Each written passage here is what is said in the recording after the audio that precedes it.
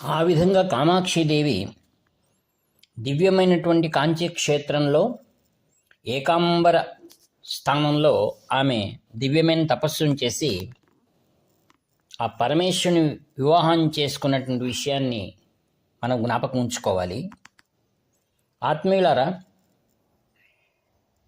మహాదేవి యొక్క స్వభావం దుష్ట నిగ్రహం, శిష్ట రక్షణ.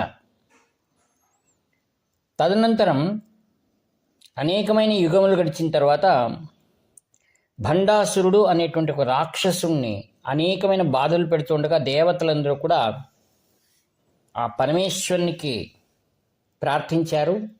పరమేశ్వరుడు త్రిమూర్తులు అందరూ కలిసి మహాదేవిని ప్రత్యక్షం చేసుకోగా మహాదేవి కామాక్షి రూపంలో ఆ భండాసురుని వధించిన స్థానం కూడా మనం ప్రస్తుతం చూస్తున్నటువంటి కామాక్షి దేవాలయం.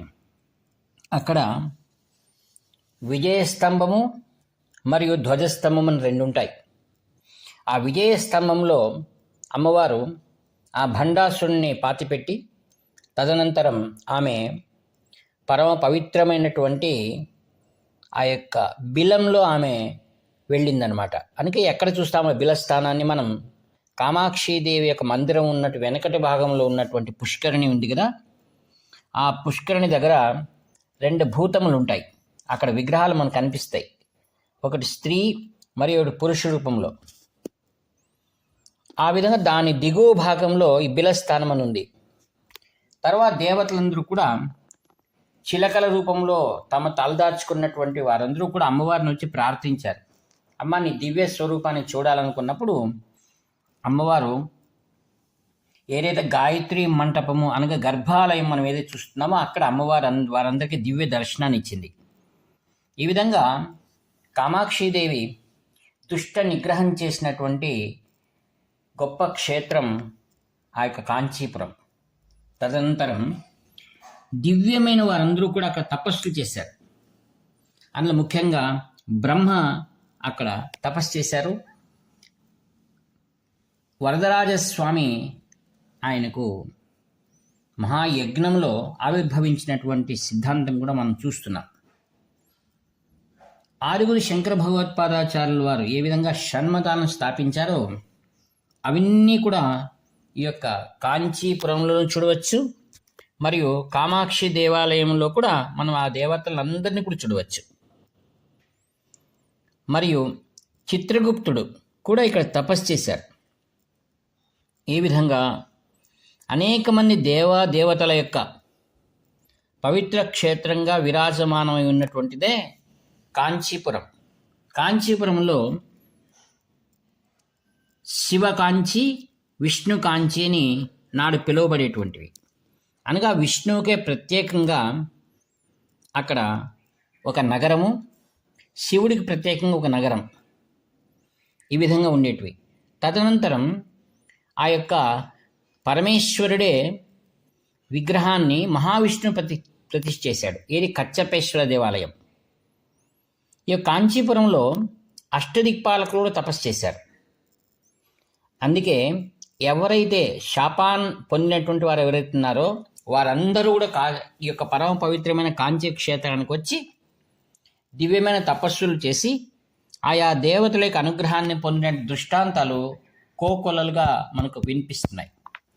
తర్వాత కాలక్రమంలో ఇది ఘటికా స్థానంగా పిలువబడింది. అనగా వేదాంగములన్నీ కూడా ప్రతినిత్యము కూడా ఇక్కడ పాఠశాలలు అనేకం ఉండేటివి. పూర్వంలో రాజమహారాజులు ఎందరో ఇక కాంచీపురంలో విద్యను అభ్యసించినట్లుగా చరిత్ర ద్వారా తెలుస్తుంది. రాజరాజ చోళుడు కాంచీపురాన్ని ముఖ్య పట్టణంగా రాజ్య పరిపాలన చేసినట్లుగా మనకు ఇతిహాసంలో తెలుస్తుంది. ఈ విధంగా పౌరాణికంగా మరియు చారిత్రకంగా అనేకమైనటువంటి దృష్టాంతాలకు నిలయమైనటువంటి పరమ పవిత్ర క్షేత్రం కాంచీపురం. మరియు కలియుగంలో ఆ యొక్క ప్రత్యక్ష దైవమైనటువంటి శ్రీనివాసుడికి అత్యంత ప్రియమైనటువంటి క్షేత్రం కాంచీపురం. ఎలా ఆ యొక్క పద్మావతీదేవి అవతరించడానికి కోసం ఆకాశరాజు, ధరణీదేవి కామాక్షిదేవిని సేవించారు. అందుకే తొండమాన్ చక్రవర్తి విగ్రహాన్ని కూడా మనం లోపల చూడవచ్చు. ఇదంతా కూడా తొండమాన్ మండలము అని కూడా పిలుస్తున్నారు. అనేకమైన తీర్థరాజాలను కూడా మనం కాంచీపురంలో చూడవచ్చు. అంటే దినమునకు ఒక తీర్థంలో స్నానం చేసేటువంటి ఆ యొక్క తీర్థరాజాలన్నీ కూడా కాంచీపురంలో అమ్మవారి అనుగ్రహంతో అక్కడ స్థానం సంపాదించుకున్నారు. ఇట్టి పరమ పవిత్రమైనటువంటి దివ్య క్షేత్రం కాంచీపురం. కాంచీపురం అందుకోసమే ఆదిగురు శంకర భగవత్పాదాచార్యుల వారు సప్త మోక్షపురములలో ఒకటై ఉన్నటువంటి మరియు పృథ్వీ స్థానం, పృథ్వీలింగం ఉన్నటువంటిది, మరియు శక్తి క్షేత్రము, మరియు విష్ణు క్షేత్రము, మరియు వేద క్షేత్రము అని ఉన్నందువలన ఆయన చాలా ఇష్టపడ్డారు ఇక్కడ. అందుకే తన కోసమే ఒక ప్రత్యేకంగా ఒక పీఠాన్ని ఏర్పాటు చేసుకున్నారు. దాన్నే కామకోటి పీఠమని, ఓడ్యాన పీఠమని, ఇది చాలా గొప్పదైన క్షేత్రంగా నాటి నుండి భాసిల్లుతూ ఉంది. కాంచీనగరాన్ని శక్తి క్షేత్రమని, ముక్తి క్షేత్రమని, సిద్ధి క్షేత్రమని కూడా నాటి నుండి అందరూ పిలుస్తూ ఉంటారు. అదిగాక విశేషంగా సత్యవ్రత నామాంకిత దివ్య క్షేత్రము అని దీన్ని అనాదిగా పిలుస్తూ ఉంటారు. కారణం ఏంటంటే పూర్వం నుండి కాంచీనగరంలో ఉన్నటువంటి వారందరూ కూడా అత్యధికమైనటువంటి భక్తి ప్రపత్తులు కలిగి ఉండేటువంటి వారు. వారి జీవన శైలి అంతా కూడా వేద ధర్మాన్ని అవలంబించి ఉండేది. ప్రతి ఒక్కరు కూడా నిత్యం అనుష్ఠానములు, ఆచారములు, విచారములు పాటిస్తూ అనేక వ్రతములలో శ్రేష్టమైన వ్రతం సత్యవ్రతం. అంటే నాటి నుండి ఎవరైనా న్యాయస్థానాల్లో మహారాజుల ముందు సాక్ష్యం చెప్పాలి అంటే కాంచీపురం నుండి వచ్చి ఎవరైనా సాక్ష్యం చెప్పారంటే అది శాస్త్రయుక్తంగా ఉంటుంది, వేదయుక్తంగా ఉంటుంది, ధర్మయుక్తంగా ఉంటుందని నాటి నుండి ఇది సత్యవ్రత క్షేత్రము అని పిలువబడుతుంది. పరమేశ్వరుని యొక్క జటాజూటముల నుండి 5 భాగములు చేసినట్లు ఆ జట అది పంచగంగగా నేడు కామాక్షి దేవస్థానంలో అత్యంత పవిత్రమందుగా కొలవబడుతుంది.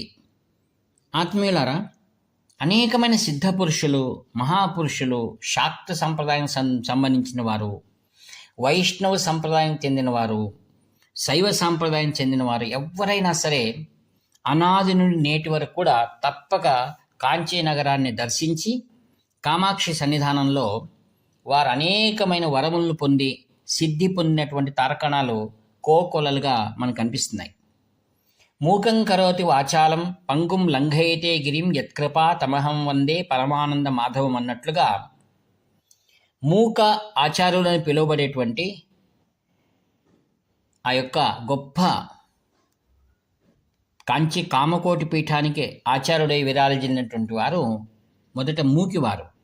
కామాక్షిదేవి అనుగ్రహం వలన ఆయన పరిపూర్ణంగా వాక్సిద్ధి పొంది అనేకమైనటువంటి శతకాలు ఆయన రచించాడు.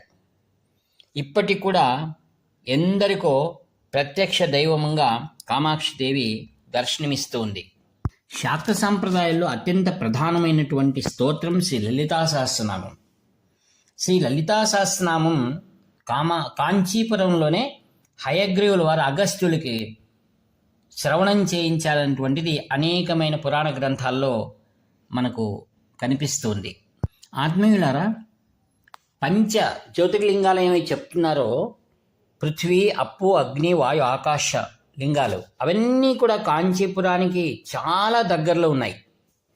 ఈ విధంగా పృథ్వీలింగంతో మొదలైనటువంటిది ఈ యొక్క శివలింగ దర్శనం ఎంతో ప్రాముఖ్యమైంది, చాలా దగ్గరగా ఉన్నాయి. ఇది కూడా ఒక విశేషమైనటువంటి ఒక కారణం.